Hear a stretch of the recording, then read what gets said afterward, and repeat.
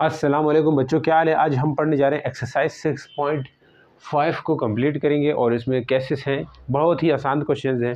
जब थोड़ा कंसेप्ट आपका हो, पहले से लेक्चर्स लिए हुए तो पिछले वाली एक्सरसाइजेस की समझ है तो ये तो बिल्कुल उसके आगे कुछ नहीं है। तो हम बात कर रहे हैं कि केस नंबर 1 इसके अंदर है, व्हेन वन साइड एंड क्या बोल रहा है कि एक साइड दी हुई हो और एक एंगल दिया हुआ हो।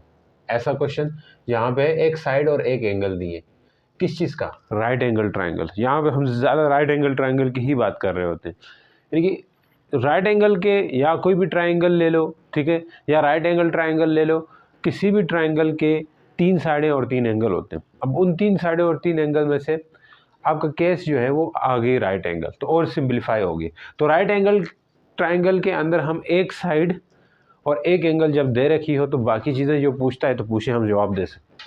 तो बोल रहे हैं find X Y Z, find करो from the right angle triangle. तो यहाँ एक्स वाई जेड आपको नज़र आ रहे होंगे, तो इनको फाइंड कर देना, यानी साइड को करना है, एंगल को हमें कुछ लेने देना नहीं है। तब इस हिसाब से देखें तो ये एंगल दे रखा है और ये राइट एंगल ट्राइंगल है, और यहाँ पे आपको पता है 90 के एंगल बन रहे। तो हमें वाई तो पता है, वाई कितना है बच्चों, 4 सेंटीमीटर है। हमें किस चीज़ की ज़रूरत है, एक्स और जेड की, यानी कि हमें x और z निकाल लेना है। तो बड़ा आसान है। देखो, अगर मुझे x निकालना होगा, देखिए 2 साइडें पता हो तो तीसरी साइड निकालने के लिए पाइथागोरस लगाते हैं, आपको पता है। यहाँ पे 2 साइडें नहीं पता है तो इसलिए हम पहले कोई ट्रिगोनोमेट्री लगा लेंगे, ट्रिगोनोमेट्रिक रेशो लगा देंगे। कौन सी ट्रिगोनोमेट्रिक रेशो? साइन कास वाली, आपको याद हो कौन सी वाली? साइन कास थीटा वाली। ये मैंने आपको कहा था, ये सेंटेंस याद करो। क्या है? सम पीपल हैव करली, ये वाला सेंटेंस आना चाहिए। ब्राउन हेयर, ये सेंटेंस। थ्रू प्रॉपर बुशेस, इससे आपके पास काफ़ी मदद मिलती है। थ्रू प्रॉपर क्या है बच्चों? बुशेस। तो इससे क्या मिलेगा? देखिए, सम से मतलब क्या है बच्चों? Sine theta. जैसे एस से, सम से मतलब ना समझो, एस शुरू का लफ्ज देखने। यहाँ पी है तो मतलब परपेंडिकुलर, एच है तो हाइपोटेन्यूज, यानी साइन थीटा किसके बराबर होगा? Perpendicular by hypotenuse. इसी तरह कास थीटा यहाँ से पूछ ले तो बता सकते हो। बी है तो बेस और आगे एच है तो हाइपोटेन्यूज। ये टी फॉर टेन थीटा हो जाएगा बच्चों, और टेन थीटा पी है तो परपेंडिकुलर और बी है तो बेस। तो ये चीज़ें आपको पता होनी चाहिए। इससे उल्टे भी निकलते हैं, इनके उल्टे, तो खैर वो अभी ज़रूरत नहीं पड़ेंगे, तो इसलिए हम उनको नहीं कर रहे। समझ गए सर? अब मैं यहाँ से अगर टेन थीटा की बात करूँ, किसी की भी कर सकते हो, आपकी मर्जी है। यानी कि बेस और हाइपोटेन्यूज के बीच में रिलेशन किस ट्रिग्नोमेट्री का है? आप कह सकते हो कास थीटा। बेस और हाइपोटेन्यूज के बीच में कास थीटा। कास थीटा भी लगा सकते हो, टेन थीटा। मैं एक क्वेश्चन ऐसा कराऊंगा दोनों मेथड से, ताकि अगले क्वेश्चन में हम जो भी लगा लें तो आपको समझ आ जाएगी वहाँ से क्लियर। तो कंसेप्ट बनाना है आपने। तो पहले मैं यहाँ से कास थीटा टेन थीटा से भी निकाल सकता हूँ भाई। कैसे? देखो, टेन थीटा से परपेंडिकुलर और बेस का चक्कर है, तो ये आपका परपेंडिकुलर है और ये बेस है। समझ चुके हो अब तक? जैसे समझ गए। अगर मैं इस्तेमाल करूं इन दो को, तो यहाँ से मेरे पास एंगल भी है, क्योंकि एंगल तो लगेगा। आप जो भी ट्रिग्नोमेट्री यूज करोगे साइन कास में से, तो आपका एंगल जरूर इस्तेमाल होगा वहाँ पे। जैसा तो अब मैं यहाँ पे टेन थीटा लगा रहा हूँ। बहुत तरीके हैं करने के। तो टेन थीटा से निकलेगा, देखना, tan theta perpendicular by base कर दिया। अब मैं परपेंडिकुलर यानी एक्स चाहिए। परपेंडिकुलर किसके बराबर है भाई?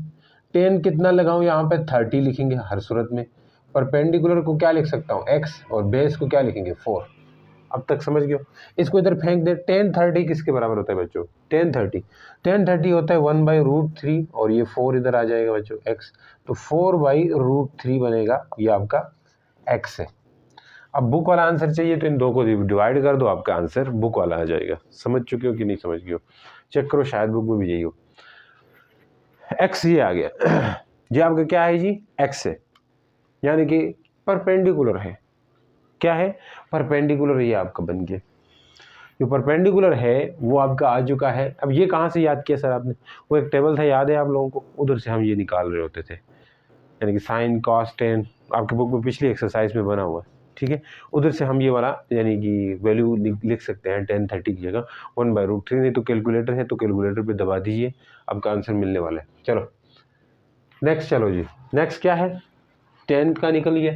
अब मैं लिख सकता हूँ, एक्स की वैल्यू तो आ चुकी है, z की वैल्यू निकालनी, तो z की वैल्यू आप चाहो तो पैथागोरस लगा लो, ना तो आप चाहो तो cos tan भी लगा सकते हो। तो पैथागोरस लगा लेते हैं, आ जाए।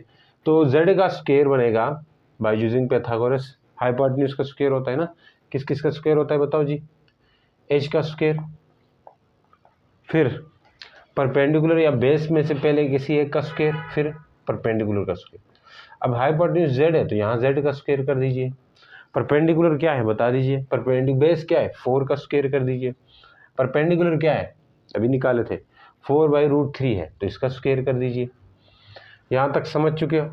तो z का स्क्वायर इक्वल टू 4 का स्क्वायर बच्चों 16 होता है, इधर भी 16 आएगा और नीचे 3 आ जाएगा क्योंकि रूट के साथ कटेगा।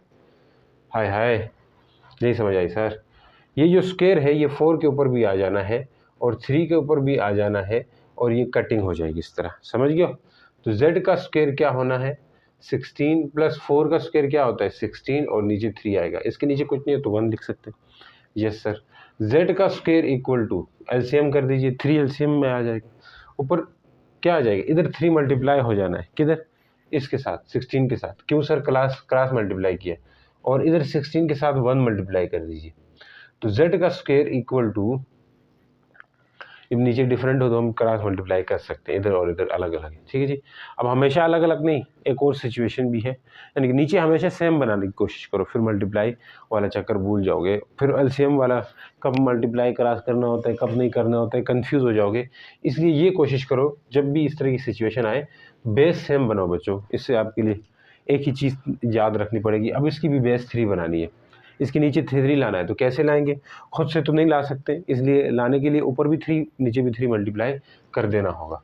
तो देखो क्या होता है, 16 मल्टीप्लाई 3/3 मल्टीप्लाई 1 प्लस 16/3। अब समझ चुके हो?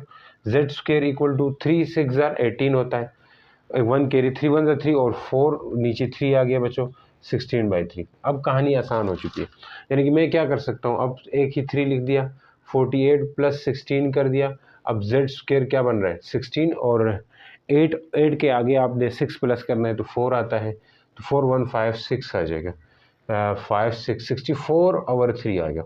अब रूट कर दीजिए इधर भी, तो z स्क्वायर ये क्या होता है? 8 का स्क्वायर बन जाएगा और नीचे 3, ये कटिंग में चला जाएगा, 8 इक्वल टू 8/3, यानी कि 8/√3, इसके ऊपर रूट आएगा। क्योंकि मैंने कहा था पीछे एक वीडियो में, जब आपके पास होल में रूट हो तो उसको अलग-अलग कर सकते हो, यानी कि 64 और 3 दोनों के ऊपर रूट है, तो आप 64 के ऊपर अलग से लिखें, 3 के ऊपर अलग से लिखें, फिर 64 वाले को 8 का स्क्वायर करके काट दीजिए, तो फिर इस तरह आ जाएगा। अब ये आंसर हमने इस तरह निकाला है जो कि पैथागोरस से। आप चाहे तो किसी और मेथड से भी निकाल सकते थे। कैसे? यानी कि हमें क्या निकालना था? z निकालना था ना, तो ये बेस है और ये हाइपोटेन्यूज है, तो आप इसको यूज़ कर दें, बेस और हाइपोटेन्यूज को यूज़ कर दीजिए। बेस और हाइपोटेन्यूज की ट्रिग्नोमेट्री किधर है? ये है कास, तो यहाँ से कर सकते हो जी, कास 30 कर दोगे, बेस लिख लोगे 4 और यहाँ पे नीचे और क्या आ जाएगा? नीचे आ जाएगा जनाब, बेस डिवाइड बाय हाइपोटेन्यूज कर दोगे ना, z आएगा। अब z को निकालना है, इसको उधर कर दीजिए, तो इधर से आएगा z इक्वल टू 4/cos 30। तो z इक्वल टू 4 cos 30 की वैल्यू क्या होती है? cos 30 की वैल्यू क्या होती है? √3, 1/√3, √3 नहीं होती है, √3/2 होती है। क्या होती है? √3/2 होती है। याद है आपको? नहीं सर, नहीं तो वही मेथड कर लो फिर। यहाँ 2 थर्ड डिनोमिनेटर में उसको ऊपर ले गए, 2 4 8 हो जाएगा और डिवाइड बाई √3 आएगा। इससे भी सेम आता है इस तरह। ये टेबल वाली वैल्यूज आपको याद है या नहीं है? भूल गए? भूलनी नहीं चाहिए, समझ गए हो? ये पहला क्वेश्चन आपका हो गया समाप्त। तो नेक्स्ट क्वेश्चन की तरफ जाते हैं जी। नेक्स्ट क्वेश्चन क्या है वो देख लीजिए, एक मिनट मिटा के। अब नेक्स्ट पार्ट देखें, पार्ट नंबर 2 है, इसमें क्या करना है वही कहानी है। π/4 किसके बराबर? एंगल को आप तोड़ दो, थीटा में 45 के बराबर होता है। कैसे पता चला सर? π/4 को कन्वर्ट करो डिग्री में, उसके लिए 180/π कर देते हो, कट जाता है इस तरह। फिर यहाँ से ये कैंसिल करो, 2 2 4, 2 9 18, फिर 90 का आधा 45 होता है, आपको पता है। 90 को फिर 2 से डिवाइड किया, 45 आ जाएगा। समझ चुके? तो ये एंगल होगा 45 का। कहानी सिंपल होगी। अब 45 वाली cos 10 वाली वैल्यूज याद रखो, tan 45 cos 45 sin 45 किसके बराबर होता है। तो ये आसान तरीका है। tan 45 जो है ना बच्चों वो होता है 1 के बराबर, टेबल देख लो पिछला। और जो sin 45 होता है वो बराबर होता है 1/√2 और cos 45 भी बराबर होता है 1/√2। अगर ये सारी तीनों वैल्यूज़ पता है तो आपको पैथागोरस लगा के वो लंबा जाना नहीं पड़ेगा, शॉर्टकट से आप कर सकते हो। तो अब ये देखो यहाँ पे मैंने कहा कि इस ट्राइंगल के लिए आपने x निकालना है, तो x और y दिया हुआ है, परपेंडिकुलर है ये, और ये बेस है मानते हो, और ये हाइपोटेन्यूज है मानते हो। यस सर मान गए। अब देखो बेस और हाइपोटेन्यूज का सहारा लेते हुए आप क्या नहीं टेन का सहारा लेंगे, क्योंकि परपेंडिकुलर और बेस 10 में है। तो tan थीटा का सहारा लेके यानी कि tan 45 लेके आप जो कि परपेंडिकुलर और बेस से आप क्या निकाल सकते हो, ये x निकाल सकते हो। हाँ जी सही है, सही सुना आपने। 45 परपेंडिकुलर क्या है बच्चों, यहाँ से देख के बताओ, √3 है, तो √3 लिख दिया। सेंटीमीटर मीटर के चक्कर में सेंटीमीटर है तो अभी कन्वर्ट करने ना नहीं लग जाना। जहाँ पे बेस है तो ये x, हमें x चाहिए, इसको उधर फेंक दो तो क्या होगा, इक्वल टू √3, इसके नीचे आ जाएगा tan 45। समझ जा रहे हो कैसे, जो इधर होता है वो नीचे आ सकता है।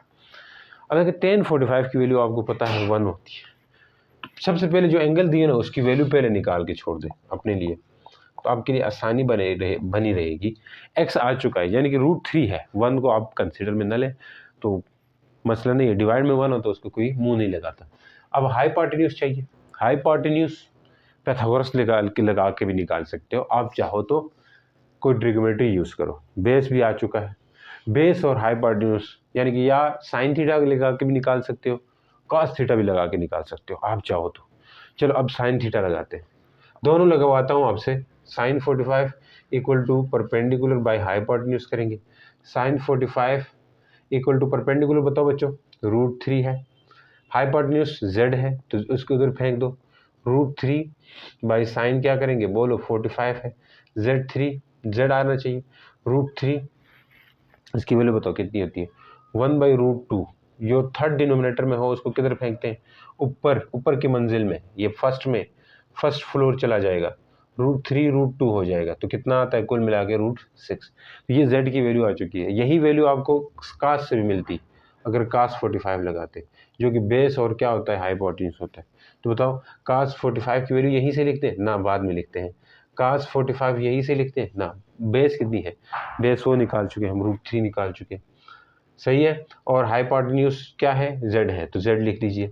अब z चाहिए तो इसको उधर फेंक दो, z इक्वल टू √3 बाई क्या करेंगे कास 45 करेंगे। बताओ कास 45 की वैल्यू क्या है बच्चों, कास 45 की वैल्यू क्या है, वो भी 1/√2 है। तो अब इसको पहली मंजिल पे फेंक दो तो z क्या आएगा, √3 √2 यानी कि √6 आना है। तो ये आपका आंसर भी बन रहा है। समझ चुके हो कि नहीं समझ के, ये सर नेक्स्ट चलते हैं। अब देखो ये क्वेश्चन नंबर 4 जो है ना मैं नहीं कर रहा हूँ, आपके लिए छोड़ रहा हूँ, ये भी इसी तरह का है। तो आपने यहाँ पे भी साइन कास टेन लगा के निकालना है, और 45 का एंगल है तो 45 को मैंने बता चुका हूँ। ये तीन चीज़ें पता होनी चाहिए, tan 45 साइन 45 कास 45 पता होनी चाहिए। अगर ये तीनों चीज़ें पता होगी ना तो आप क्लिक कर जाओगे, तो ये आपका होमवर्क हो गया, सही है। अब इस पे आते हैं, ये जो क्वेश्चन है इसमें बताओ ये क्या है जी, ये बेस है सर, और ये क्या है परपेंडिकुलर है, बेस परपेंडिकुलर दोनों का सर पैर नहीं है, और ये क्या है हाइपोटेन्यूज है। बस इतनी बात आपके लिए काफ़ी है। अब देखना ये है कि अब यहाँ हम कुछ कर नहीं सकते, टेन लगा नहीं सकते शुरू में, क्योंकि अब बेस और किसकी बात हो रही है, हाइपोटेन्यूज की। बेस और हाइपोटेन्यूज का चक्कर किसके साथ है, यानी यहाँ पे आप पहले x निकाल सकते हो या y दोनों निकाल सकते हो, एक टाइम में एक ही निकालोगे। आप पहले x निकालना चाहते हो तो क्या लगाएंगे, बेस, यानी x निकालना मतलब बेस का ताल्लुक है, बेस और हाइपोटेन्यूज को मिला रहे हो। जब x निकालोगे तो बेस और हाइपोटेन्यूज को मिलाएंगे, y निकालना चाहो तो परपेंडिकुलर और हाइपोटेन्यूज को मिलाएंगे। तो मतलब जब x निकालना चाहते हो तो कास थीटा लगेगा बच्चों, ये पड़ा हुआ है, और y निकालना चाहते हो तो साइन थीटा, तो दोनों लगा के हम निकाल सकते हैं। समझ गए कि नहीं समझ गए। तो चलो पहले कास थीटा से शुरू करते हैं। कास 60, पहले आपको वैल्यूज़ पता हो जानी चाहिए, टेबल पीछे देख लो, मैं यहाँ लिख के छोड़ रहा हूँ आपके लिए वैल्यूज़ कि जो कास 45 होता है, कास 45 है नहीं कास 60, cos 60 जो होता है 1/2 होता है। फिर इसी तरह पूछे sin 60 किसके इक्वल होता है, तो ये √3/2 होता है। फिर इसी तरह मैं पूछूँ tan 60 किसके इक्वल होता है, क्या पूछ रहा हूँ, tan 60, तो खाली √3 होता है बच्चों। तो ये चीज़ें पता हो जानी चाहिए आपको, ये वाली वैल्यूज लगेगी। अब यहाँ पे cos 60 तो मुझे यूज़ करना होगा x और z, सही, x बेस और z ये हाइपोटेन्यूज। तो x चाहिए था, z तो है आपके पास, cos 60 multiply z equal to x आ जाएगा। समझ चुके हो यहाँ तक। अब बताओ जी cos 60 क्या है, यहाँ लिख चुके हो 1/2 है, यस सर 1/2। और z क्या है बताओ जी, z क्या है बताओ बताओ, तो z 2 है, z कितना है 2 है। तो ओवरऑल क्या मिलेगा, क्या मिलेगा 1 कटेगा 1, x क्या आ चुका है 1 आ चुका है। बिल्कुल सही जा रहे हैं आप, ठीक जा रहे हैं। अब यही चीज़ परपेंडिकुलर निकालना चाहे, परपेंडिकुलर तो साइन थीटा लगा सकते हो ना, आप वो नहीं निकालना चाहते हो तो फिर आप पैथागोरस भी लगा सकते हो। दो ऑप्शन है इसके लिए, कितने ऑप्शन है, दो, क्योंकि दो साइडें निकल जाने के बाद आप पैथागोरस आराम से लगाओ, बिना सोचे समझे लगा सकते हो। नहीं तो आप अभी भी ट्रिग्नोमेट्री का यूज़ करके ही निकाल सकते हो, जैसे साइन का तो कर देते हैं साइन का use. Sine 60 equal to perpendicular divide by hypotenuse करेंगे। साइन 60 परपेंडिकुलर बताओ बच्चों क्या है, y नाम दिया गया है और हाइपोटेन्यूज को z नाम दिया गया। हमें क्या चाहिए y, तो साइन 60 और साथ क्या करेंगे बोलो जी, z कर देंगे इक्वल टू y हो जाएगा। अब बताओ साइन 60 की वैल्यू क्या है, √3/2 है, यहाँ निकाल के रखा है हमने, √3/2 है। और z की वैल्यू कितनी है बच्चों, कहीं से मिल सकती है क्या, z की वैल्यू कहीं से क्या है दी हुई है हमें। तो अब के बार वैल्यू क्या आ गई, √3 आ गई। मैंने कहा यही वैल्यू आप पैथागोरस से भी निकाल सकते थे, ट्राई करके देखना, आ जाएगा, यही वैल्यू आएगी। खैर अब करते हैं, अभी आप क्योंकि कंसेप्ट थोड़ा बनाना है तो इसलिए आपका ज़रूरी है कि आपको ये कहा जाए। हाइपोटेन्यूज का स्क्वायर पैथागोरस यही होता है ना, बेस या परपेंडिकुलर में से कोई पहला लिख दो, बाद में परपेंडिकुलर हमने लिख दिया। और ये क्या है z लिख देंगे, इसकी जगह पर बेस क्या है बताओ बच्चों, x का स्क्वायर कर देंगे, परपेंडिकुलर क्या है बोलो y का स्क्वायर। जो चीज़ें हैं पता फाइंड क्या करनी है y, तो इसको इधर फेंक दो। z क्या है बच्चों 2 का स्क्वायर कर दिया, माइनस x क्या है बच्चों 1 है, 1 का स्क्वायर और इधर y का स्क्वायर हो जाना है। समझ चुके हो, क्योंकि ये माइनस हो जाएगा ना उधर जाके। z का स्क्वायर कितना होता है 4 - 1 इक्वल टू y का स्क्वायर, 1 का स्क्वायर 1 होता है, रूट लगा दीजिए, तो यहाँ 3 आएगा और यहाँ पे कटिंग होगी, तो y की वैल्यू अब भी √3 ही आ रही। ये आपका होमवर्क बनता है, तो ये आप खुद करें। अब मूव करते हैं नेक्स्ट क्वेश्चन की तरफ। अब देखें जी नेक्स्ट केसेस पे जाते हैं। ये केस भी हमने कर दिया है पहले वाले में, case 2, when measure of hypotenuse and one angle is given. चाहे हाइपोटेन्यूज और एंगल गिवन हो, चाहे कोई भी साइड और एक एंगल गिवन हो, बात एक ही है, सही है जी। यानी कि कोई भी साइड और एंगल दिए तो आप वो तरतीब कर सकते हो। जहाँ इसने हाइपोटेन्यूज का नाम लिया तो इस तरह के क्वेश्चन भी हमने पहले वाले पार्ट में कर चुके हैं। फिर दूसरी तरह की जो टाइप आती है वो ये है when measure of two sides are given, दो साइड्स गिवन हो बाकी के नहीं हो, तो बाकी के आपने फाइंड करने हैं। जैसे ये दूसरा क्वेश्चन उस तरह का है, जहाँ पे आप देख सकते हो दो साइडें दी हुई है, एक ये यहाँ पे। अगर मैं पूछूं तो ये आपके पास परपेंडिकुलर है, ये आपके पास क्या है जी बेस है, यहाँ पे 90 का एंगल बन रहा है। इसी तरह यहाँ पे ये भी परपेंडिकुलर और बेस है, दो साइडें दे रखी है। पूछ क्या रहा है, फाइंड अननोन साइड्स, साइड में ही बोला है, साइड्स बोला है, जो साइड्स नहीं पता, एक साइड नहीं पता, यहाँ पे भी एक साइड नहीं पता, दो साइडें अननोन, एक साइड अननोन है। एंड एंगल्स, यानी 3 एंगल होते हैं, तो तीनों में से जितने नहीं पता वो सब आपने बता देने हैं। तो खैर एक तो पता लग ही जा रहा होगा कि 90 का है ट्रायंगल। एक एंगल कितनी का है, यानी जो एक एंगल है वो 90 का होगा, बिल्कुल होगा। अब एक चीज़ बतानी है आपको, जब ए कोना है, कोना ए लिखा हो तो उसके सामने वाली साइड पूरी की पूरी क्या होगी, ए, ये ए है। ये बी वाला कौन है तो सामने साइड बी होगी, सी वाला कौन है तो ये साइड सी होगी। ये चीज़ यहाँ पे भी यही हो रहा है, समझ गए, इस क्वेश्चन में भी यही हो रहा है। तो ये चीज़ याद रखनी है, आगे के क्वेश्चन में भी ये चीज़ हम करेंगे। तो यहाँ बता रहा हूँ, उधर डायरेक्ट चलेंगे। अब देख लो, मैंने एंगल निकालना है तो साइड, तो ये तीसरी साइड निकाल सकते हैं बी, हाइपोटेन्यूज से। आप चाहो पैथागोरस लगा लो या कोई ट्रिग्नोमेट्री भी लगा सकते हो, पैथागोरस लगा लेते हैं सर।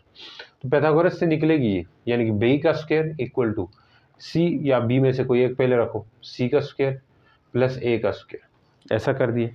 बी चाहिए तो इसके लिए सी की वैल्यू पुट कर दें, √13 का स्क्वायर होगा, फिर √3 का स्क्वायर होगा, बिल्कुल। यहाँ से ये कटिंग में चले जाएंगे क्योंकि रूट पड़ा हुआ है और ऊपर स्क्वायर डाला है हमने, ऊपर स्क्वायर डाला है। 13 + 3 रहेगा, 13 और 3 से कितना होता है बच्चों, 16 बन जाता है सर। तो 16 कर देंगे तो 16 खुद किसका स्क्वायर बनता है, 4 का सर, ये तो हमें पता है। कटा गया, बी कितना आया 4, यानी कि बी की वैल्यू आ गई 4 सेंटीमीटर। हाइपोटेन्यूज इतना सा है। अननोन साइड का तो अब तीनों साइडें हमें पता लग चुकी है, अब एंगल्स की बारी आती है।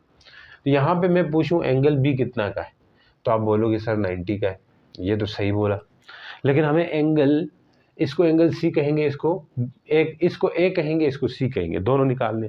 ए निकालने के लिए क्या करेंगे, देखें ए निकालने के लिए क्या करेंगे। अब इसके लिए आपने बाकायदा तौर पे अगर निकालना चाहेंगे तो ट्रिगोनोमेट्री का यूज़ करें।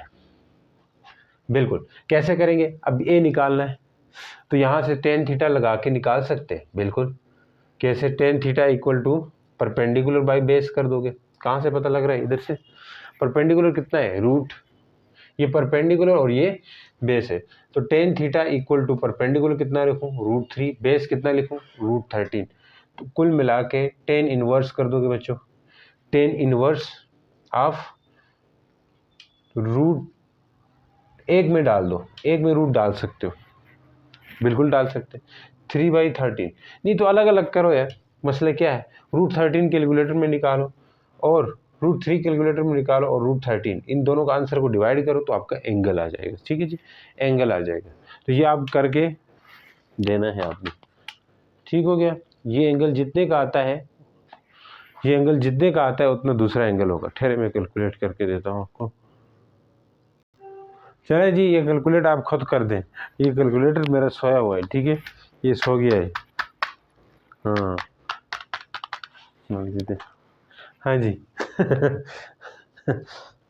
अब ये कैलकुलेट आप करोगे, सही है, कुछ भी एंगल आपके मान लें 50 आ गया, कुछ आ गया, ठीक है। अब 50 अगर ये आ चुका है ना, ये आ चुका है 50, अगर ये आ चुका है तो ये कितना होगा, माइनस करना होगा। यानी कि आपको पता है कि इसको अगर एक्स सी रख के हम माइनस करेंगे, सी रख के क्या करेंगे, माइनस करेंगे। तो मैं कहता हूँ 50 + 90 + सी इक्वल टू 180, सबको 180 के बराबर ले लेना है आपने, क्योंकि इन तीनों का सम, ट्रायंगल के अंदर जितने एंगल होते हैं वो हमेशा 180 के बराबर होते हैं। तो इन दो को प्लस कर दे तो कितना आता है, 9 और 4, 9 के आगे 4, अब 9 के आगे 5 प्लस कर देना है तो 140 + C equal to 180, C equal to 180 minus 140, तो सी कितना आएगा, इससे माइनस करके आप बता सकते हो क्या। यानी कि आपके यहाँ से आएगा 3 और 4, 40 आ रहा है। तो ये बड़ा डायरेक्ट भी बता सकते थे आप, तो खैर आपने डायरेक्ट नहीं बताना, इस तरह करके ही बता देना है, सही है। तो इस तरह आपने ये ट्रायंगल भी इसी तरह सॉल्व कर देनी होगी। यहाँ पे भी आपने पहले काम क्या करना है मैं आपको बताता हूँ, फिर आगे आपका काम है। सी आपने निकाल लेना है, सी तो निकला हुआ है, ए भी निकला हुआ है, बी निकालना है। तो इन दोनों पे पैथागोरस लगाओगे तो ये निकलेगा, जिस तरह वहाँ लगाया था, बी का स्क्वायर इक्वल टू ए का स्क्वायर यानी 4 का स्क्वायर, फिर 4 का स्क्वायर कर दोगे।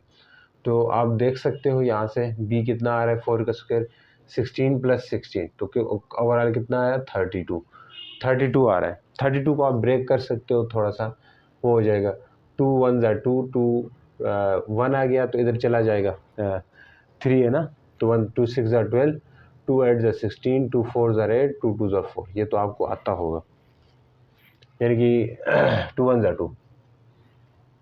तो जितने 2 की जोड़ियाँ बनेंगी, जैसे 2 जो जोड़े वाले 2 हैं, 2 का स्क्वायर, एक अकेला 2 आ रहा है, ये दो बाहर चले जाएंगे तो 2 आ जाएगा, ये कट गए, फिर एक 2 बाहर जाएगा, 2 आएगा, तो b इक्वल टू 2 2 = 4 √2 आएगा।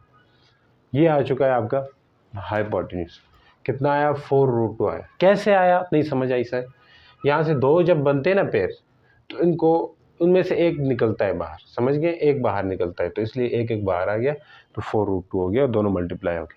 अब एंगल निकालना है, फिर उसी तरह आप क्या करोगे जी, ये तो 90 का है बोलोगे, और ये निकालने के लिए आप फिर से वो 10 लगाओगे। खैर अब आसान है, देखो 10 45 आ जाएगा। कैसे आएगा, tan theta equal to perpendicular, या कि 4 और बेस क्या है, वो भी 4 है, तो theta equal to 10 inverse of 1, 10 inverse of 1 बच्चों 45 होता है, कितना होता है 45, तो इस तरह निकालोगे तो ये 45 का है, तो ये भी 45 का होगा, क्योंकि ये अकेला 90 का होता है और ये भी 90 के होते हैं। इस तरह करके आप निकाल सकते हैं। अब नेक्स्ट क्वेश्चन की तरफ जाते हैं जी। चलिए अब क्वेश्चन नंबर 3 और 4 देखें। आसान है, बात बहुत आसान है, इंपॉर्टेंट लग रहे हैं इसलिए क्योंकि ये जो क्वेश्चन 4 है ये सब क्वेश्चंस का मिक्सचर है, तो मिक्स करके दिया हुआ है। तो यहाँ पे आपने खुद से चूज़ करना है कि 2 साइडों वाला है या एक साइड वाला है, कितने वाला केस है, या एक एंगल एक साइड वाला केस है या दोनों साइड वाला केस है। ये दोनों आपने खुद परखने हैं, बताया हुआ नहीं है। तो आपको तभी आएंगे ये पिछले वाले आपको समझ आ गया। तो देखो each side of a square field is 60 meter. कोई स्क्वायर फील्ड है, तीसरा वाला क्वेश्चन करा रहा हूँ। स्क्वायर फील्ड है, स्क्वायर फील्ड तो ये तो रेक्टेंगुलर फील्ड हुआ। स्क्वायर फील्ड का मतलब क्या है बताओ जी। स्क्वायर फील्ड का मतलब ये है कि ऐसी जगह या ऐसा कोई इलाका जहाँ सब साइडें क्या हों, स्क्वायर की तरह हो, यानी कि सब साइडें सेम हो, कोई ये स्क्वायर फील्ड है। तो इसकी हर साइड बोलता है 60 की है, मान गए सर, हर साइड 60 की है। तो बोलता है इसकी ये जो डायगोनल है इनकी लेंथ क्या हो, मतलब स्क्वायर की डायगोनल की लेंथ भी निकालनी है हमने। तो ये अब देखें, जब मैंने डायगोनल ड्रा की तो ये अब आपके पास एक राइट एंगल ट्रायंगल बन चुकी है और जिसमें ये और ये 2 साइडें हैं, तो हमें ये x निकालना है, ऐसा मतलब है। तो how find the length of diagonal of field, तो डायगोनल की फील्ड की लेंथ निकालनी है। डायगोनल्स बोला है तो ये डायगोनल भी है, मतलब अगर ये निकाले तो वो भी इतनी ही होगी, समझ चुके हैं ये, क्योंकि ये भी इतनी, देखो ये भी अब ऐसा करेंगे तो तब भी उतनी ही बनती। अब आ जाओ, x का स्क्वायर पैथागोरस लगाना होगा, 60 का स्क्वायर प्लस फिर 60 का स्क्वायर, तो ये आप रूट कर दोगे बच्चों तो कट जाएगा। x इक्वल टू 60 का स्क्वायर कितना होता है, यानी कि 360, 6 6 3600 होता है, प्लस फिर यहाँ से आएगा 3600, समझ गए हो। तो इन दो को प्लस करो तो 7200 आ जाएगा, लगभग 0066227, ठीक है, नहीं आता है। ये आपका आंसर आ चुका है, लेकिन इसको ब्रेक करना आना चाहिए आपको। 7200 को 2 के टेबल में करो। प्राइम फैक्टराइजेशन जब करते थे बचपन में, याद है, 2 3 ज़ा 6, 2 6 ज़ा 12 और 0 0, 2 1 ज़ा 2, 2 एक इधर जाएगा, कितना होगा, 2 8 ज़ा 16 0 0, 2 9 ज़ा 18 0 0, 2 2 ज़ा 4 और यहाँ जाएगा 2 5 ज़ा 10 0 0, ऐसे नीचे चला जाएगा। अब 5 5 ज़ा 25, 5 5 ज़ा 25 तो 0 आ जाएगा। 10 5 ज़ा 55, 5 1 ज़ा 5, 10 5 ज़ा 50 होता है और 5 1 ज़ा 5। तो अब इस 10 को भी आपने छोटे छोटे पे ब्रेक कर लेना चाहिए था। 10 को आप 2 से करो, नहीं सही है, बिल्कुल सही कर रहे हैं, बिल्कुल सही कर रहे हैं। अब क्या करोगे जी, ये 5 और ये दो जोड़ियाँ बनती है, एक 10 अंदर रह जाएगा, समझ गए हो कि नहीं, 10 अंदर रह जाएगा, बाकी बाहर आ जाएंगे। क्यों, क्योंकि बाकियों का स्क्वायर हो रहा है। ये दो मिलके एक 2 का स्क्वायर बना देंगे, फिर ये दो मिलके 2 का स्क्वायर बनाएंगे, फिर 5 और ये 5 मिलके 5 का स्क्वायर बना देंगे, और ये 10 का स्क्वायर नहीं है तो ऐसे रहेगा। जो स्क्वायर बन रहे हैं वो एक अकेला बाहर आ जाएगा।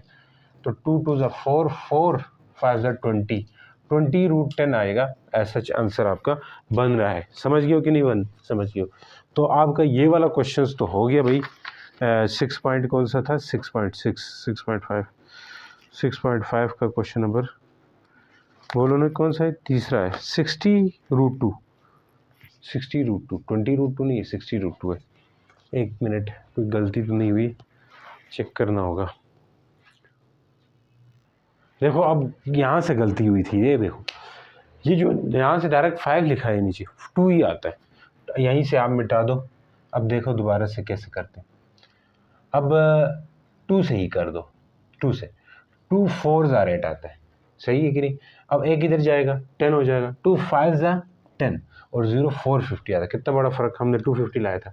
अब दोबारा से लास्ट में 0 है तो 2 से होगा। देखो 2 से होता है, कैसे पता चलता है, लास्ट में 0 हो, 2 हो, 4 हो, 6 हो, 8 हो, ये नंबर्स लास्ट में हो जिस भी बड़े नंबर वो 2 से हो सकता है। तो अब देखें 2 2 ज़ा 4, तो अब ये 5 है लेकिन उससे कम तो हो सकता है, बिल्कुल 2 2 ज़ा 4 और ये एक इधर जाएगा तो 10 हो जाएगा, 2 5 ज़ा 10। अब 5 से करो, क्योंकि लास्ट में 5 हो, 0 हो तो 5 से भी होता है। तो 5 4 ज़ा, इन दोनों को मिला के करो, 5 4 ज़ा 20, तो इधर जाएगा 2, 22 था ना, 22 था, तो एक इधर 2 इधर जाएगा तो कितना 25, तो 5 5 ज़ा 25 हो जाएगा। अब देखो 5 से फिर होता है, 5 9 ज़ा 45, बिल्कुल। अब 9 है तो 3 से कर लोगे, 3 3 ज़ा 9 फिर 3 वन ज़ा 3 आ रहा है आपके पास, समझ जा रहे हो, 3 वन ज़ा 3 हो गया। अब देखो 1 2 3 4 5 6, अब यहाँ पे आपका जो लाना था, क्या लाना था वो हमने, अब देखें, अब यहाँ पे यहाँ से 5 आ गया, फिर 5 आ गया, फिर 3 आ गया। अब आपने क्या करना है, ये दो फिर ये दो, एक 2 एक्स्ट्रा है तो इसको आप कर लो, जो दो दो पेयर है उनको अंदर स्केयर करके लिखेंगे, यहाँ पे नहीं आ रहा, ठीक है जी। यहाँ पे एक 2 एक्स्ट्रा मैंने लिखा था वो मिटा दिए। अब देखो क्या होना है, यहाँ पे 2 का स्केयर होना है, फिर 2 का स्केयर होना है, फिर एक 2 बगैर उसका आएगा क्योंकि अनपेयर है, पेयर नहीं है, फिर 5 का स्केयर होगा, फिर 3 का स्केयर होगा। अब ये 2 2 हैं तो बाहर चला गया एक, और ये 5 भी बाहर चला गया, एक 3 भी बाहर चला गया, और ये 2 अंदर रह गया, 4 हो रहा है। 5 20, 4 और 5 20, 20 और 3 कितना होता है बताओ जी, 60 होता है। तो ये आपका आंसर भी है, 60√2 आंसर आ रहा है, ठीक है जी। उम्मीद करते हैं समझ आ गई। अब नेक्स्ट क्वेश्चन नंबर 4 है, सॉल्व द फॉलोइंग ट्राइंगल, जो कि एंगल दिया हुआ है, जो ट्राइंगल ABC बनानी है, उसमें जो एंगल B है सबके लिए, जितने पार्ट्स है 6 के 6 पार्ट, सबके लिए एंगल B 90 का होगा। तो आसान रहेगा अगर ट्राइंगल बनाते वक्त, अगर पहले वाला सॉल्व करने लगे तो हमें ट्राइंगल बनानी है राइट एंगल ट्राइंगल, और इस सर B लिखना है हमेशा, क्योंकि B हमेशा यहाँ पे 90 का बनेगा, इसलिए लिखेंगे। A ये रखेंगे, B ये रखेंगे। अब देखो यहाँ पे एंगल C बोल रहा है, तो इसका मतलब है ये C है, तो मतलब ये जो एंगल है ये 60 का दिया हुआ है, एंगल C 60 का दिया हुआ है। सॉल्व करने का मतलब ये है कि जब भी सॉल्व ट्राइंगल बोलते हैं तो समझ उस ट्राइंगल की साइड्स और एंगल सब के सब फाइंड करने हैं आपने। अब मैंने कहा था ये C है तो कौन है, ये स्मॉल C होगा, ये B है तो ये स्मॉल B होगा, ये A है तो ये स्मॉल A होगा। ऊपर मैंने कहा था, नीचे ये खुद आपने कर देना होता है, तो इसलिए यहाँ पे आपको समझ आ गई होगी। अब देख लें, अब मैंने कहा था यहाँ से कि ये C जो है, ये वाली C, ये जो कितनी है 3, जो दिया हुआ है पहले वो चीज़ें लिख दो, 3√3 सेंटीमीटर है।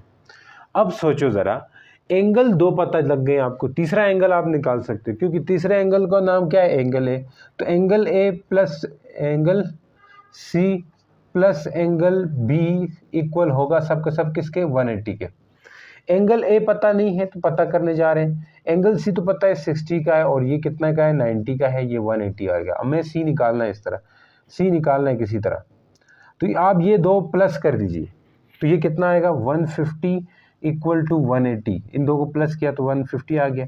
तो अब इसको उधर ले जाए, 180 माइनस 150 कर देने से कितना आता है, ये भी आप बता दीजिए। 0 से 0 गया, 0 आ गया, 8 से 5 गया तो 3 आ गया, यानी कि 30 लगभग, 30 लगभग नहीं है ही 30, मतलब ये 30 का है जी।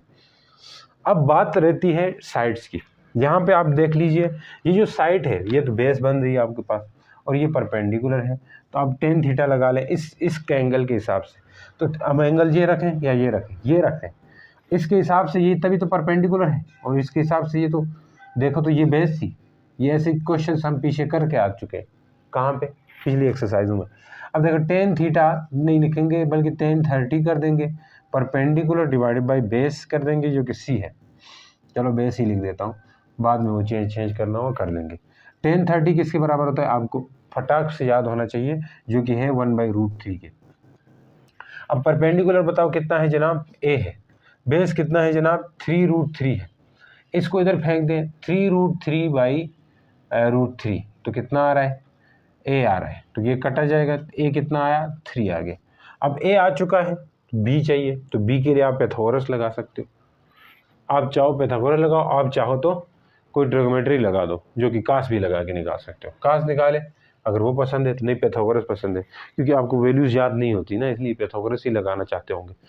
तो B का स्क्वायर इक्वल टू बेस क्या है, C का स्क्वायर इक्वल टू A का स्क्वायर, ऐसा कर दिया। B का स्क्वायर, C कितना है 3√3 का स्क्वायर हो गया, A कितना है 3 का स्क्वायर हो गया। तो आप यहाँ से क्या कर लोगे जी, कटिंग कर लोगे, B इक्वल टू ये जो स्क्वायर है 3 के ऊपर भी आएगा अलग से, √3 के ऊपर भी आएगा, प्लस यहाँ पे तो 9 आना है, ये कटिंग हो जाएगी।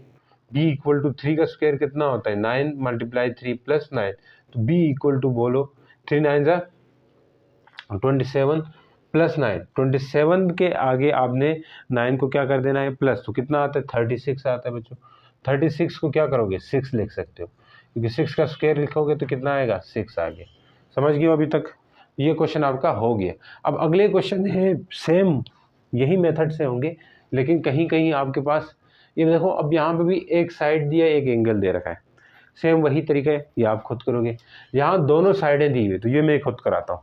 एंगल कोई नहीं दिया, वही एक एंगल दिया है, मतलब जो बी है वो तो पक्का पक्का सबके लिए कितना है 90 का है। बी जो है सबके लिए 90 का है, क्योंकि ऊपर क्वेश्चन के टॉप में उसने लिख के दे दिया कि 90 है, तो आप 90 मान के चलोगे सबके लिए। तो ये मैं तीसरा पार्ट करवा रहा हूँ। ये और ये पार्ट सेम है जी, तकरीबन एंगल में फ़र्क, साइड में फ़र्क है, इधर कोई और साइड दी हुई ए दी हुई, बस बाकी एक एंगल एक साइड वाला केस ही है। तो आप अटेम्प्ट करना है, कोशिश पढ़ाई तभी होगी जब आप खुद से करने बैठ जाओगे, अदरवाइज सारे क्वेश्चंस करवाएंगे तो ये होगा कि आपके लिए एक दूसरा सिस्टम रट्टे वाला आएगा, हर क्वेश्चन हिफ्ज करके बैठ जाओगे। तो कम से कम एक कैटेगरी का क्वेश्चन करते हैं, तो अगर आपको वो समझ आ गया तो उसी कैटेगरी का कोई दूसरा क्वेश्चन हो तो वो आपको आ जाना चाहिए। तो आ जाए। अब यहाँ पे ए दिया हुआ है कितना 12 सेंटीमीटर दिया हुआ है, सी दिया हुआ है 6 सेंटीमीटर। तो उसी तरह आपने एंगल बी को कितना रखना है बता सकते हो, 90। यहाँ पे 90 रखा, तो फिर मैंने कहा अगर इसको ए कहें, इसको बी, इसको सी, ये बी है और ये सी बन जाएगा कोना। अब मैंने कहा था इसके सामने सी होता है, इसके सामने बी होता है, इसके सामने ए होता है। अब सी को क्या कहोगे, सी दिया हुआ है क्या, सी दिया हुआ है 6 मीटर दिया हुआ है। अब मीटर में दिया है सेंटीमीटर में, चेक कर लो, मसला नहीं है, मीटर में दे सेंटीमीटर, मैंने एक इधर सेंटीमीटर में एक मीटर में लिखा है, तो चलो दोनों सेंटीमीटर में करते हैं, कापी में मीटर वाली जगह ही नहीं होती। अब ए कितना है जी 12 है, तो बड़ा सिंपल रह गया। अब आपको अननोन चीज़ें निकाल देनी है, जो जो नहीं पता सो वो निकाल दो। तो ये क्वेश्चन मिक्स है, तो हमें किसी तरह ये एंगल निकालना होगा, निकाल सकते हैं, टेन थीटा लगा लो कि tan theta equal to perpendicular by क्या करते हैं जी बेस कर देते हैं। यहाँ से नहीं आता वो देख लो, मैंने सुबह का लिखवाया, उधर से आप पता कर सकते हो। Tan theta perpendicular by base होता है, परपेंडिकुलर यहाँ का 12 है और बेस यहाँ का 6 है, 6 2 12 कर दोगे बच्चों, टेन थीटा इक्वल टू 2 हो जाएगा, टेन थीटा इक्वल टू 2। अब यहाँ से अगर थीटा पूछे तो ये कितना होता है, टेन इनवर्स 2 हो जाता है। तो टेन इनवर्स 2 कैलकुलेटर से करके निकाल देना है आपने। मान ले कुछ आ गया है, कुछ वैल्यू तो आ जाएगी, लगभग मान ले कोई 30 आ गई, मैं अपने से ले रहा हूँ। ये एंगल 30 का है जी, ये एंगल कितने का है 30 का है, तो ये कितने का होगा आप निकाल के चेक करो, कुछ और आएगा या लाजमी नहीं, ये मैंने अपने से लिखा हुआ 30 है, ठीक है जी। कैलकुलेटर मेरा बंद हुआ है। अब यहाँ पे ये देख लो, ये कितने का होगा सी वाला कितने का होगा, क्योंकि ये 90 का है तो ये और ये मिला के 90 होते हैं, यानी ये 60 का होगा डायरेक्ट। सी कितने का होगा 60 का, डायरेक्ट नहीं लिखो भाई, ये थीटा जो है ये एंगल ए है बेसिकली, ये कितने का है 30 का, तो सी 60 का होगा, ऐसा डायरेक्ट मत लिखो बल्कि सम करके लिखो। एक पिछले वाले क्वेश्चन में मैंने लिखा था ए प्लस बी प्लस सी का सम इक्वल टू 180 कर दो, तो ए आपको मिल चुका है 30 लिख दो, बी नहीं मिला तो छोड़ दो, सी कितना है 90 है, ये भी मिल चुका है, इक्वल टू 180 कर दोगे। इन दो को प्लस करने से कितना आता है 90 के आगे ये 30 प्लस कर दोगे तो 120 आना है, इक्वल टू 180 आएगा, इसको उधर फेंक दो, इक्वल टू 180 माइनस। ये एक प्रोफेशनल तरीका है, अगर इस तरह करते हो तो एग्जामिनर भी खुश हो जाएगा कि आपको मार्क्स दे दे, समझ गए। तो ये तरीका कर लो, डायरेक्ट करना तब करो जब टाइम ना हो तो। अब देखो एंगल्स वाली बात तो हो चुकी है, साइडों वाली बात रहती है, ये एक साइड रहती है, तो इस एक साइड के लिए क्या करेंगे बोलो, इस एक साइड के लिए हम पाइथागोरस लगा लेंगे। हाँ वही तरीके, आप चाहो तो कोई ट्रिग्नोमेट्री साइन कास में से भी लगा सकते हो फिर निकालने के लिए, नहीं तो फिर आप वो निकाल दो, पाइथागोरस लगाना आप पसंद करते हो क्योंकि वैल्यूज़ आपको याद नहीं होती है। तो यहाँ एक को पहले रखो, एक को बाद में, ए का स्क्वायर प्लस सी का स्क्वायर, मैं पहले सी का स्क्वायर प्लस ए का स्क्वायर भी लिख सकता था, मर्जी उस तरफ कुछ नहीं होता क्योंकि दोनों सेम साइन के साथ है, प्लस के साथ है ना। यहाँ पे 12 का स्क्वायर कर देंगे बच्चों, और सी कितना है बोलो, सी 6 है, तो ये 6 का स्क्वायर कर दोगे तो बी स्क्वायर आना है, 12 का स्क्वायर 144 होता है, 6 का स्क्वायर 36 होता है, रूट कर दोगे कटिंग हो जाएगी, बी इक्वल टू इससे 169 आता है, और 169 6 और 4 यही आते हैं, 13 का स्क्वायर बनता है, जो कटेगा कितना आएगा 13 आएगा। इजी था, आसान था। देखो इस तरह का क्वेश्चन और कहीं है देखो ये भी पहले की तरह है, क्योंकि एक एंगल एक साइड है, एक एंगल एक साइड है, तो ये भी उसी तरह का है, दो साइड हैं दो एंगल है। तो ये बाकी के क्वेश्चन अटेम्प्ट करो, अच्छा किसी तरह अटेम्प्ट करो, आपको आ जाना चाहिए। इसी तरह के ही है, बस आपने एंगल और साइड तरीका क्या है वो समझ लो। सबसे पहले देखो कि आपने एंगल में से तो एंगल निकाल लो, ये साइड है आकर में निकाल लो, चाहो तो साइड पहले निकाल सकते हो बाद में एंगल निकालो, दोनों तरीके आपके ठीक होंगे। ठीक है जी, तो अब चलते हैं नेक्स्ट क्वेश्चन की तरफ। चले देखें, क्वेश्चन नंबर 5 है। अब ये ट्रायंगल बन रही है उसके स्टेटमेंट के मुताबिक, और बुक में भी बनी हुई है कि Q R be the 2 points on the same bank है। बैंक समझते हो, किनारा, एक नदी है उसके किनारे की बात कर रहा है। उस नदी, ये नदी यहाँ मैंने बनाई हुई है, यहाँ से लेके यहाँ तक पूरी नदी है, ठीक है जी, कैनल है। एक ये बैंक होगा एक ये बैंक होगा, तो नदी का एक ये किनारा है एक ये किनारा है, तो इस किनारे पे क्यू आर कोई 2 पॉइंट है, तो बोल रहा है क्यू आर सेम कैनाल के सेम नदी के सेम साइड पे है। The point P is place on other bank, ये दूसरी बैंक ये है, इधर इधर ये वो पैसों वाला बैंक नहीं है, ठीक है, ये बैंक का मतलब है किनारा, अदर बैंक पे। स्ट्रेट टू पॉइंट आर, वो बोलता है पॉइंट आर के आगे ही है। अब वो ऐसे बोल सकता था क्यू के आगे है बोलता, तो फिर हम पॉइंट इधर लेते, तो इसने बोला आर के आगे है तो हमने इधर ले लिया। अब इसलिए इसने फ्रंट बोला है, बिल्कुल इसके आगे क्यों बोला है, इसलिए बोला क्योंकि अगर ना बोलता फिर वो राइट एंगल ट्रायंगल ना बनती, तो राइट एंगल ट्रायंगल की तरफ इशारा कर रहा है। यस, हम समझ गए सर। फाइंड द विड्थ, यानी इसकी चौड़ाई, ये बनेगी ना विड्थ, ये तो नहीं होगी, ये होगी, विड्थ निकालनी है। And angle P Q R मतलब ये एंगल क्यू निकालना है। ये दो चीज़ें आपने फाइंड करनी। पहले विड्थ निकालते हैं। विड्थ कैसे निकलेगी, देखो ये 13 है, ये 5 है, तो ये आपके पास परपेंडिकुलर होगी। फिर तो हमें परपेंडिकुलर निकालेंगे, पैथागोरस लगाना होगा। पैथागोरस क्या होता है, हाइपोटेन्यूज का स्क्वायर इक्वल टू बेस का स्क्वायर प्लस परपेंडिकुलर का स्क्वायर। आप चाहो तो परपेंडिकुलर का स्क्वायर प्लस बेस का स्क्वायर भी कर सकते हो। ये हाइपोटेन्यूज कितना है 13 का स्क्वायर कर दोगे, इक्वल टू बेस कितना है 5 का स्क्वायर कर दोगे, प्लस परपेंडिकुलर का स्क्वायर कर देना है, इसको इधर फेंक दो। तो 13 का स्क्वायर होना है माइनस 5 का स्क्वायर होना है, तो परपेंडिकुलर का स्क्वायर कर दिया और ऊपर आपने रूट डाल देना है। तो 13 का स्क्वायर 169 माइनस 25 कर दोगे बच्चों, तो ये परपेंडिकुलर कटिंग होके पी रह गया, ये कितना आता है 16 आता है, चेक कर सकते हो। तो ये फिर 16 जो है ना 4 आ जाएगा। 16 किसके बराबर आता है 4 के बराबर आता है। 36 आता है, आई थिंक शो नहीं 36 इतना का 144 आता है जी। कितना आता है 144। 144 आपको 12 का स्क्वायर होगा।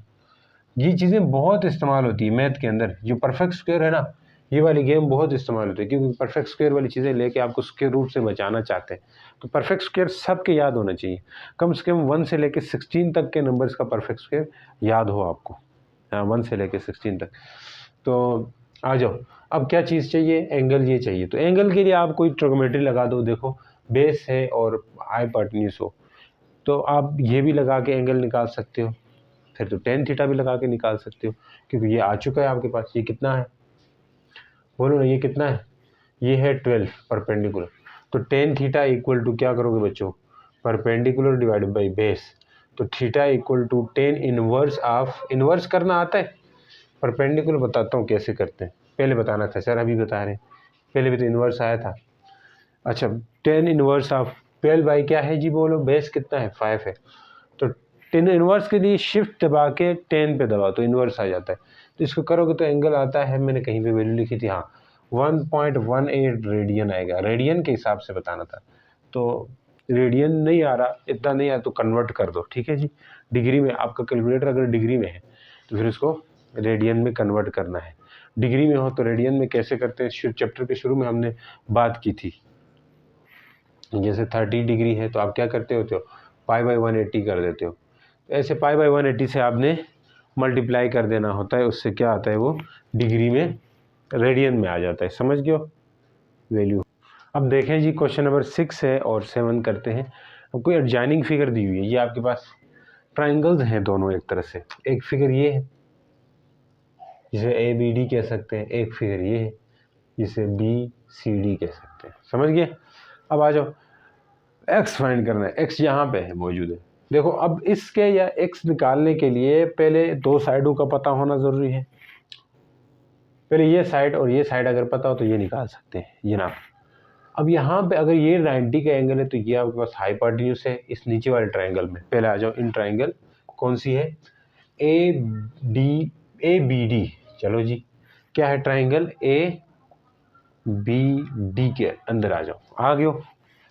अब देखो आ गए हो तो फिर एक काम करके जाना, ये हाइपोटेन्यूज मान के जाना, और ये आपके पास हाइपोटेन्यूज के साथ सामने साइड क्या होती है, परपेंडिकुलर।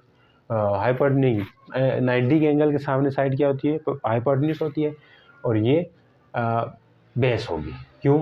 क्योंकि अगर 90 का मैं बनाता हूँ ना, कैसे बनाऊंगा, ऐसे कोई ट्रायंगल बनाएंगे, इसके सामने वाली साइड अगर ये 90 का है तो ये आपके पास क्या बनती है बताओ ना, इसके साथ ये बनती है हाइपोटेन्यूज, और इसके साथ जो ऊपर होती है वो आपके पास परपेंडिकुलर, और साथ नीचे होती है वो बेस होती है।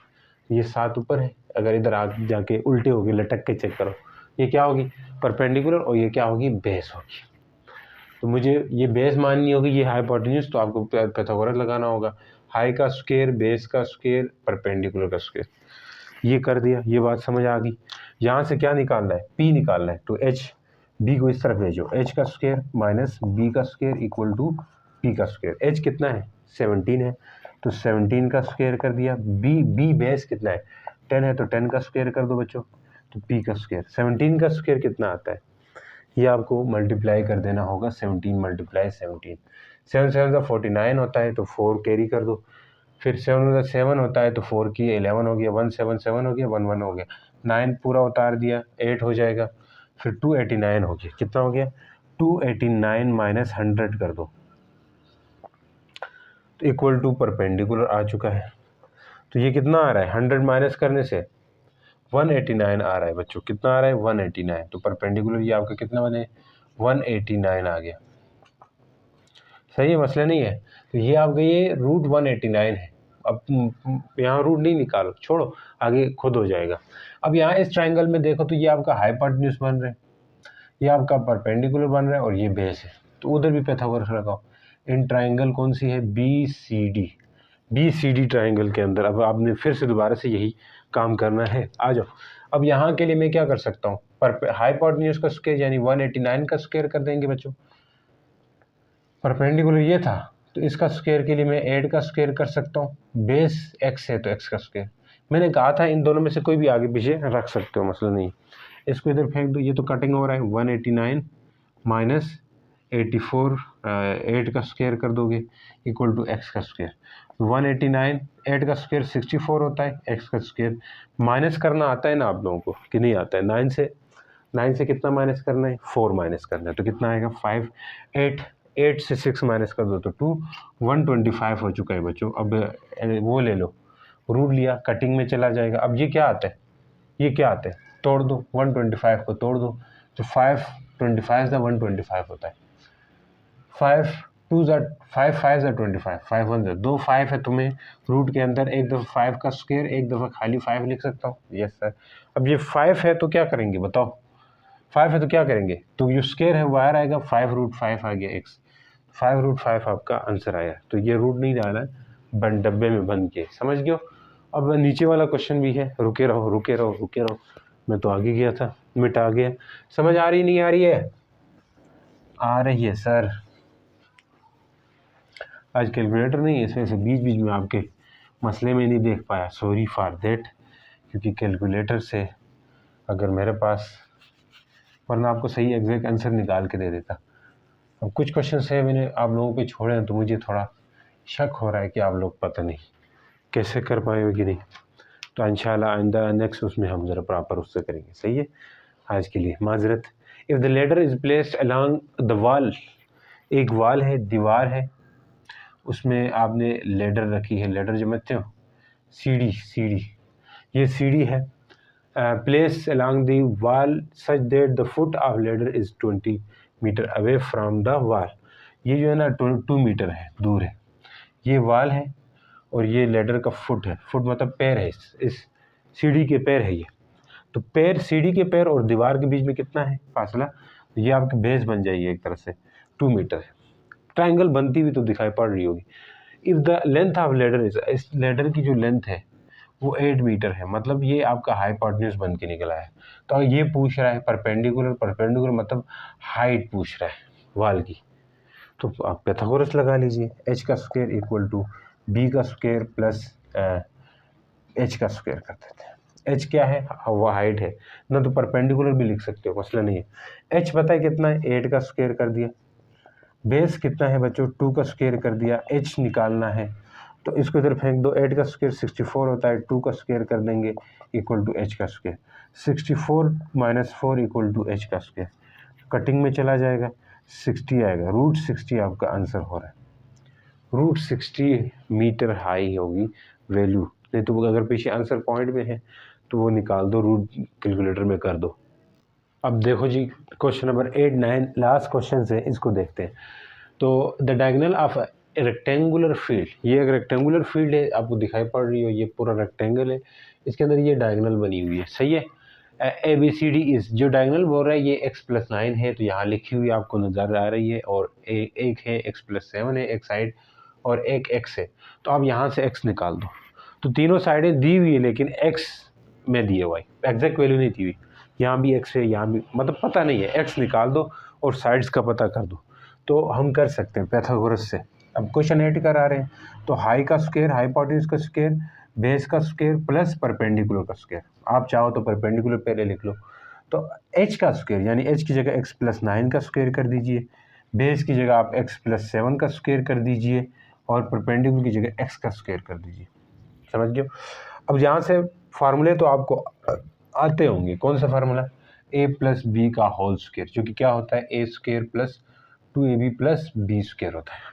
यहाँ का a क्या है, x है, b क्या है 9 है, तो इसलिए मैं क्या कर सकता हूँ, x का स्क्वायर प्लस 2a की जगह x, b की जगह क्या लिखे बच्चे 9, और 9 का स्क्वायर कर दिया, इक्वल लिख दें, उस पार चले जाओ, a का स्क्वायर प्लस 2a की जगह x, b की जगह 7 और 7 का स्क्वायर कर दीजिए। नेक्स्ट अगला क्या है, x का स्क्वायर कर दिया हमने। अब बताओ x², 2 9 ज़र क्या आता है 18x हो जाएगा, प्लस 9 का स्क्वायर कितना होता है बोलो जी, 9 का स्क्वायर होता है 81, x², 2 7 ज़ा 14x हो जाएगा बच्चों, प्लस 49 हो जाएगा, x का स्क्वायर हो जाना है, आराम से, आसान है, ऐसा मुश्किल नहीं। तो इसको ऐसे लिखें, 18x + 81 कर दिया, और 1x², 1x², तो 2x² साथ लिख सकते हैं, फिर आपके उसके बाद 14x लिख दीजिए, फिर 49 लिख दीजिए। यहाँ तक समझ गए सर, आगे आ जाओ, इस तरफ आ जाओ, क्या है जी, एक तरफ ले जाओ सबको, सबको एक तरफ ले जाओ, कैसे लेके जा सकते हैं, इनको इधर ले, तो क्या होगा 2x², इस तरफ 0 बचना है, सबको लेके आ रहे हैं, -x², 2x² के साथ x² रख दिया, 14x के साथ 18x रख दो, फिर मैं लिखता हूँ 14x - 18x, 81x नहीं बल्कि -18x कर देंगे। फिर नेक्स्ट 49 है, तो 49 के बाद आप उस तरफ वाला रख दो जो कि -81 हो जाना है, समझ गए। तो अब इनसे क्या आएगा, कुछ नहीं है तो 1 है, तो 2 से 1 गया तो कितना आता है बच्चों, x² आएगा। ए भी माइनस कर दो, यानी कि 14 और 18 के बीच में 4 का फ़र्क है तो 4x आ जाएगा, यहाँ से कर दोगे तो 32 आ जाएगा, चेक कर सकते हो, 2 और 4 81 -32 आ जाएगा, समझ गए। अब 8 4 ज़ार 32, हाँ, तो क्या आता है, x² - 8x + 4x - 32, mid term तो आती होंगी, यस सर। 0 = x कॉमन लिया, x - 8 लिया, प्लस 4 कॉमन लिया, x - 8 आ गया। कैसे आ गया, जब x कॉमन लिया तो यहाँ से एक x बाहर चला जाएगा, और इधर 8x है तो इससे भी एक x ही आएगा, तो x आ जाएगा और -8 आ जाएगा। नहीं समझ आ रही सर, कैसे हुआ, x जब बाहर लिया आपने, 2x से एक x रह जाएगा, और इधर एक ही x था बाहर चला गया, 8 आ गया। इधर अब देखो x नहीं ले रहा हूँ मैं, 4 ले रहा हूँ, क्योंकि 4 भी है और 32 के अंदर भी 4 छिपा होता है। कैसे होता है, नहीं समझ आ रही है ना, चलो दूसरा मेथड करवा रहा हूँ, दूसरे थोड़ा लंबे प्रोसेस से गुजरेंगे तो तब समझ आएगी। 0 = x × x लिख दिया 2 दफ़ा, 4x, इसको मैं तोड़ रहा हूँ, इसको फिलहाल x² लिखो, 8x - +4x - 32, क्या करना होता है, मल्टीप्लाई करने से ये आ जाए। अब 8 और 4 को मल्टीप्लाई करो तो 32 आता है, बिल्कुल आता है। अब देखो प्लस माइनस करने से 8 -8 + 4 से -4 आता है, तो इसलिए आप सही हो। अब ये दो जोड़ी, ये दो जोड़ी, अब यहाँ से x तोड़ो, एक x कर दिया, 8 और x रख दिया, प्लस 4 और x रख दिया, और 32 को भी आप तोड़ सकते हो 4 और 8 करके। डार्ट लिख रहा हूँ, इसका मतलब 48 नहीं है, मल्टीप्लाई है, सही है, यहाँ पे भी मल्टीप्लाई मतलब। अब इन दो की जोड़ी, इन दो की जोड़ी थी, इनमें क्या है, कॉमन x है, तो यहाँ से x लिया आपने, तो x -8 बचेगा। इन दोनों में क्या कॉमन है बच्चों, 4 है, 4 कॉमन लिया तो x -8 बचेगा। तो यहाँ से एक आ रहा है x -8 आ रहा है, x + 4 आ रहा है, तो जो दोनों को 0 के इक्वल पुट कर दे, x -8 को भी 0, तो ये x 8 आता है, ये सही है आपका आंसर। x + 4 को 0 के इक्वल पुट करें तो -4 आता है, तो minus is not possible, this is your answer, x चाहिए। ठीक है, अब अगर इनको यहाँ पे पुट करते हो, ये आपके पास कितना है, 8 है, जो 8 + 9 हो जाएगा, जो कि कितना आ रहा है बताओ जी, 8 और 9, तो ये आता है 17। तो यहाँ पे भी 8 + 7 कर दोगे, जो कितना आ रहा है 15। तो इस तरह आपके साइड्स निकल आ जाएंगी। अब नेक्स्ट क्वेश्चन की तरफ जाते हैं, 9 नंबर। चलो बच्चों, अब देखो क्वेश्चन नंबर 9 करते हैं, उसके बाद समाप्त करते हैं। ये तो बड़ा आसान सा है, सिर्फ पाइथागोरस लगाना है और कुछ भी नहीं लगाना है। अगर ये 90 का एंगल है तो ये हाइपोटेन्यूज होगा आपका सामना, ये क्या होगा, परपेंडिकुलर बोल दो, ये क्या है, बेस है। तो चलो चलो चलो चलो, 20 का स्क्वायर होना है, चलो चलो चलो, x का स्क्वायर है, चलो चलो चलो, 12 का स्क्वायर है, ऐसा होना है। अब ये पक गए हो ना, 400 आता है पूरा, 400, 2 2 4, 2 2 4 4, 20 × 20, 20 × 20, 2 2 4, 400, 4 आगे आगे एक जीरो इसका लगा लो तो 400 हो जाता है, समझ गए हो। ये 400 आ गया x स्क्वायर, और ये 12 का स्क्वायर 144 होता है, इसको इधर फेंक दो, 400 - 144 = x का स्क्वायर। तो ये अब जब माइनस करोगे ना, 256 आता है, इक्वल टू x का स्क्वायर। 256 किसका आता है, कुछ बता सकते हो, यानी कि ये 16 का स्क्वायर होता है बच्चों। यस, तो x कितना आ गया, x 16 आ गया, तो ये आप फाइंड कर चुके हो। नेक्स्ट चलो क्वेश्चन नंबर किस पे, दूसरे पार्ट पे। यहाँ 2 ट्राइंगल्स है, लेकिन आपने x निकालनी है। पहले बोल रहे हैं ए बी और बी सी बराबर है, मतलब बी सी यहाँ से यहाँ तक और यहाँ से यहाँ तक बराबर है। तो पहले मैं क्या कर लेता हूँ, एक ही साइड दी हुई है यहाँ पे, चेक तो करो भाई साहब, हाँ ये 4 सेंटीमीटर है ना, ये 4 सेंटीमीटर है। तो खैर अगर ये 4 है तो ये भी 4 है, ये निकालनी पड़ेगी भाई, ये निकालें तो फिर तब जाके इस तरफ 2 साइडें पूरी हो जाएंगी, फिर आप ये तीसरी साइड निकाल सकते हो।